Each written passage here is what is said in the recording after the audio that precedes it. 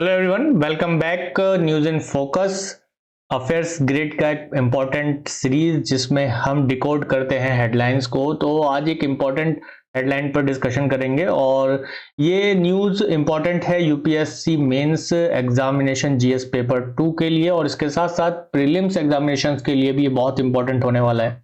तो एक टर्म निकल कर आता है इंडियन पॉलिटिक्स में रिसेंटली जिसको कहते हैं डीम्ड असेंट। तो ये क्या है और इसमें अभी आर्टिकल 142 और आर्टिकल 143 का क्या एक रोल है, उस पर हम लोग बात करेंगे। सुप्रीम कोर्ट और अगर हम यहाँ पे कहें कि जुडिशरी और एग्जीक्यूटिव एंड लेजिस्लेचर के बीच अभी क्या पावर को लेकर डिस्प्यूट खड़ा हो गया है, इस पर आज हम लोग बात करते हैं। चलिए स्टार्ट करते हैं। तो आप लोगों से स्टार्ट करने से पहले एक बार रिक्वेस्ट है कि चैनल को सब्सक्राइब जरूर कर लेना, और इससे मोटिवेशन क्रिएट होता है, मोटिवेशन बढ़ता है मेरा, और मैं डेली कुछ जो इंपॉर्टेंट चीजें हैं जो हमारे एग्जाम्स के पॉइंट ऑफ व्यू से हैं उसको मैं लेकर आता रहता हूं। जल्दी में आप सभी के लिए इकोनॉमी को लेकर कंसेप्ट भी स्टार्ट करने वाला हूं। So let's start. तो the supreme court has recently issued notice to the union and state government on a presidential reference under article 143। Presidential reference का मतलब यह है कि प्रेसिडेंट कुछ चीजों पर कॉन्स्टिट्यूशनल क्या मांगता है, सलाह मांगता है, एडवाइस मांगता है। किससे मांगता है? सुप्रीम कोर्ट से मांगता है, और ये प्रेसिडेंट को राइट है आर्टिकल 143 में। और अभी रिसेंटली जो प्रेसिडेंशियल रेफरेंस मांगा है प्रेसिडेंट ऑफ इंडिया ने, तो वो president and governor is dealing with a state bills. यानी स्टेट बिल्स को हम लोग जानते हैं कि जो स्टेट बिल्स होते हैं, स्टेट लेजिस्लेचर से कोई भी बिल जो पास होता है तो वो गवर्नर के पास जाता है, तो गवर्नर जरूरत पड़ने पर उसे प्रेसिडेंट के पास भी भेजता है।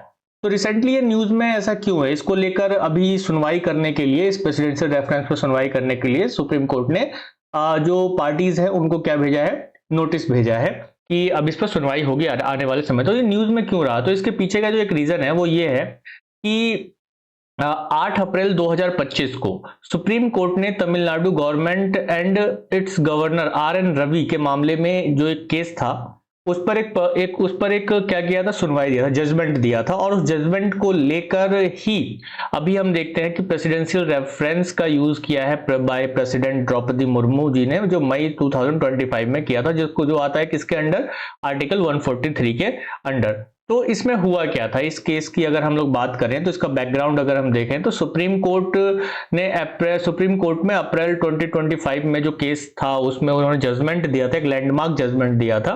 ठीक है, तो क्या जजमेंट दिया था? इस जजमेंट में उन्होंने सुप्रीम कोर्ट ने ये कहा कि जो गवर्नर RN रवि हैं, जो तमिलनाडु के गवर्नर हैं, और तमिलनाडु स्टेट लेजिस्लेचर से लगभग 10 ऐसे बिल थे जो पास किए गए थे और गवर्नर RN रवि के पास लटके हुए थे, और बहुत लंबे समय से लटके हुए थे।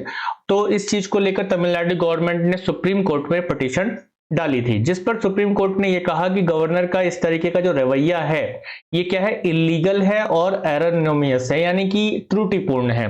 तो इस चीज को देखते हुए पहली बार ये देखने को हमें मिला कि सुप्रीम कोर्ट ने अपने जजमेंट में ये कहा कि judicially enforceable timeline for both governor and the president. तो यहां पर यह कहा गया कि सुप्रीम कोर्ट ने पहली बार आर्टिकल 142 में जो है डीम असेंट्स का यूज किया। मतलब यहाँ पे डीम असेंट्स का मतलब क्या होता है, मतलब ये होता है कि अगर एक टाइम के लिए किसी चीज पर, जैसे कोई बिल है ये, तो एक टाइम तक अगर गवर्नर उस बिल पर अपना असेंट नहीं देते हैं या किसी भी तरह का कोई प्रतिक्रिया नहीं देते हैं, तो ये अपने आप ही क्या पास माना जाएगा, उनकी मंजूरी मान ली जाएगी। तो यहां पर अगर आप देखेंगे तो क्या हुआ कि judicially enforceable timelines for both governor and the president. तो जो गवर्नर को अंडर आर्टिकल 200 में किसी भी बिल पर अपना सहमति देना होता है या नहीं देना होता है, ऐसी प्रेसिडेंट को भी अंडर आर्टिकल 201 पर है कि स्टेट बिल पर वो कितने कब तक वो देता है या नहीं देता है। ऐसा कोई टाइम का लिमिट भी नहीं किया गया, लेकिन वो सहमति दे सकता है, नहीं दे सकता है, ये बात इसमें बोली गई है। लेकिन फर्स्ट टाइम ऐसा हुआ कि जुडिशरी ने ये कहा कि एक निश्चित टाइम में, एक टाइम फ्रेम के अंदर, एक टाइम लाइन के अंदर गवर्नर्स और प्रेसिडेंट्स को स्टेट बिल पर अपनी सहमति दिखानी चाहिए। And it also utilise the extraordinary power under the article 142। तो जो एक्स्ट्रा ऑर्डिनरी पावर जो सुप्रीम कोर्ट को आर्टिकल 142 में है, इसमें सुप्रीम कोर्ट को न्याय देने के लिए कहा गया है, और मतलब ऐसा न्याय जहां पर न्याय देने के लिए अगर उसे कुछ एक्स्ट्रा ऑर्डिनरी डिसीजन लेना पड़े तो वो ले सकता है। तो यहां पर बात यही आती है कि आर्टिकल 142 में deem assent on the some of the pending bills effectively overriding the governor's delay. तो सुप्रीम कोर्ट ने यहाँ पे डीम असेंट दिया, यानी कि जो 10 बिल्स थे उस पर गवर्नर के असेंट देने या ना देने का वेट नहीं किया गया। यहां सुप्रीम कोर्ट ने उसे पास माना हुआ बता दिया कि ये जो बिल हैं ये क्या है, पास हो गए हैं अब, ठीक है। यानी कि सुप्रीम को जो गवर्नर है, स्टेट गवर्नर है, उन्होंने इस पर कोई भी डिसीजन नहीं दिया है कि ये बिल पास होंगे कि नहीं होंगे, लेकिन सुप्रीम कोर्ट ने उन बिल को पास कर दिया। तो यहां पर अब क्या एक डिबेट उठकर खड़ा हो जाता है इसी चीज को लेकर कि क्या ये जो बिल्स हैं ये बिल पर सुप्रीम कोर्ट अपना निर्णय दे सकता है क्या। तो यहां पर इसी चीज को लेकर जो प्रेसिडेंशियल रेफरेंस चैलेंजिंग टाइमलाइन, तो जो प्रेसिडेंट द्रौपदी मुर्मू हैं, इन्होंने presidential reference under the article 143, यानी कि प्रेसिडेंट के पास आर्टिकल 143 में ये राइट है कि वो कुछ मामलों पर, कई ऐसे मामले हो सकते हैं, किसी भी मामले पर जो संविधान से या कॉन्स्टिट्यूशन से जुड़ा हुआ है, जो संविधान से या कॉन्स्टिट्यूशन से जुड़ा हुआ है, उस पर क्या कर सकता है, उस पर सुप्रीम कोर्ट से वो डिसीजन ले सकता है, या सुप्रीम कोर्ट से वो डिसीजन ले सकता है, इन द सेंस एडवाइस ले सकता है, सॉरी एडवाइस ले सकता है, उससे एडवाइस ले सकता है, सलाह ले सकता है। तो यहां पर सुप्रीम कोर्ट से द्रौपदी मुर्मू जी ने क्या किया है कि 14 क्रूशियल क्वेश्चंस पूछे हैं अपने इस प्रेसिडेंशियल रेफरेंस पावर के अंडर। तो इसमें जो कोर क्वेश्चन है ना, वो कोर क्वेश्चन यही है कि courts advisory opinion on whether it can fix timeline and procedures of the president and governor in granting और डिक्लाइन और withholding assents to bill pass by the legislature. मतलब यहाँ पे इन्होंने ये कोर जो है इन सभी क्वेश्चंस का वो ये पूछा है कि क्या सुप्रीम कोर्ट ये डिसाइड कर सकता है कि उसका कोई एक टाइमलाइन होना चाहिए कि या नहीं होना चाहिए। प्रेसिडेंट या गवर्नर अगर किसी बिल को असेट देते हैं या किसी भी तरह का कोई भी उसको मंजूरी दे रहे हैं तो कितने टाइम में देंगे, क्या इसका कोई टाइमलाइन फिक्स किया गया है किसमें, जबकि article 200 and 201 do not explicitly stipulate any time frame, या किसी भी टाइम फ्रेम का जिक्र हमारा कॉन्स्टिट्यूशन के आर्टिकल 200 एंड 201 में, जबकि ऐसा टाइमलाइन का नहीं किया गया है। तो सुप्रीम कोर्ट ने अगर इसमें फिक्स टाइमलाइन की बात की है तो किस बेस पर की है, ये पूछा गया है क्वेश्चन। एंड इसमें इस जो रेफरेंस क्वेश्चन है ये भी कहता है कि reference question the constitutional validity of supreme court April 2025 verdict in this regard, यानी कि सुप्रीम कोर्ट ने जो अप्रैल 2025 में जो डिसीजन दिया उस डिसीजन का जो कॉन्स्टिट्यूशनल वैलिडिटी है वो कितनी है ना। और यहाँ पे आर्ग्यूइंग किया गया concept of deemed assent is the aligned to the constitutional scheme and that judicial impose of timeline encroach upon the discretionary power of president and the governor। तो यहाँ पे बेसिक सी बात यहाँ पे ये कही गई है कि जो प्रेसिडेंट और गवर्नर की जो विवेकाधीन शक्तियां यानी डिस्क्रिशनरी पावर्स हैं वो उसका एनक्रोचमेंट ये डीम्ड असेंट्स के थ्रू तो नहीं हो रहा है। अगर हो रहा है, क्यों हो रहा है, ये किस तरह से डीम्ड असेंट जो है प्रेसिडेंट और गवर्नर के डिस्क्रिशनरी पावर्स पे आ सकते हैं, तो ये एक चीज हमें दिखाई दी। और यहाँ पे सेपरेशन ऑफ पावर पर भी ये डिबेट स्टार्ट हो चुका है,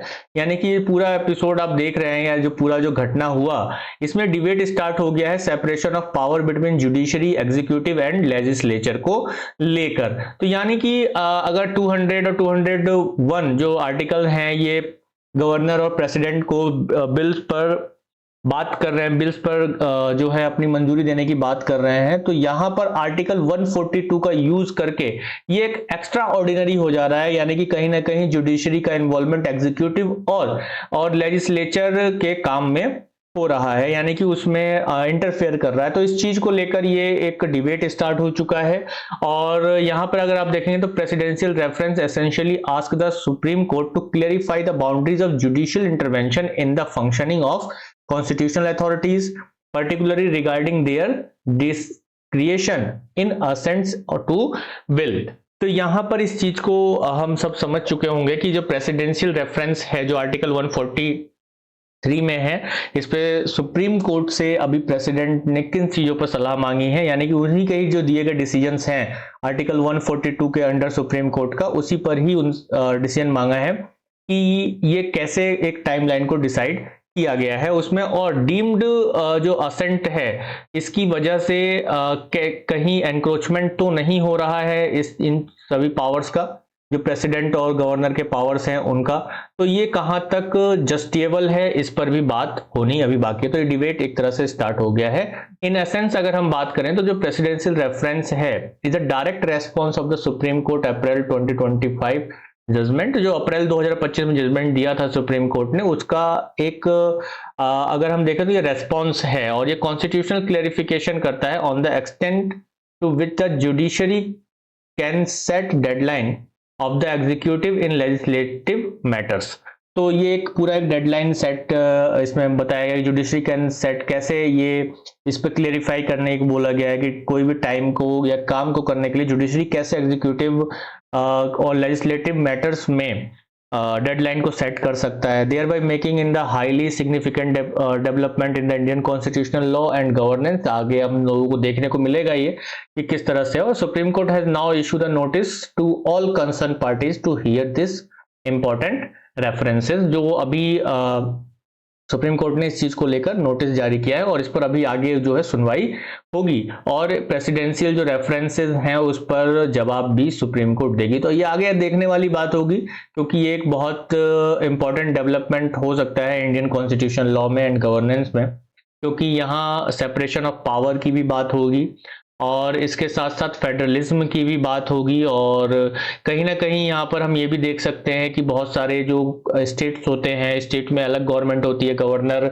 अलग मतलब पार्टी की तरफ होते हैं, तो ये भी हो सकता है कि एक पॉलिटिकल मैटर हो, लेकिन उन पॉलिटिकल मैटर में जुडिशरी का अपने एक्स्ट्रा ऑर्डिनरी पावर को यूज करना ये भी अपने आप में एक क्वेश्चनेबल इस प्रेसिडेंशियल रेफरेंस में किया गया है, इसको भी क्वेश्चनेबल किया गया है। तो thank you everyone, thank you very much अभी तक बने रहने के लिए। और आप मुझे इंस्टाग्राम पे फॉलो कर सकते हैं k.tribhuvan, और इसके साथ ही चैनल को सब्सक्राइब करना ना भूलें और बेल आइकन को प्रेस जरूर करें। पीडीएफ्स के लिए टेलीग्राम पर अफेयर्स ग्रिड कोर्स ज्वाइन करना ना भूलें। Affairs grid, decode the headline, always with you. और यूपीएससी और अदर स्टेट जो सर्विसेज एग्जामिनेशन है उसके लिए एक बेहतरीन प्लेटफॉर्म मैं तैयार कर रहा हूं, जो ये अफेयर्स ग्रिड है। इसको ज्यादा से ज्यादा सपोर्ट करें, शेयर करें अपने दोस्तों में भी। Thank you everyone, thank you very much, जय हिंद।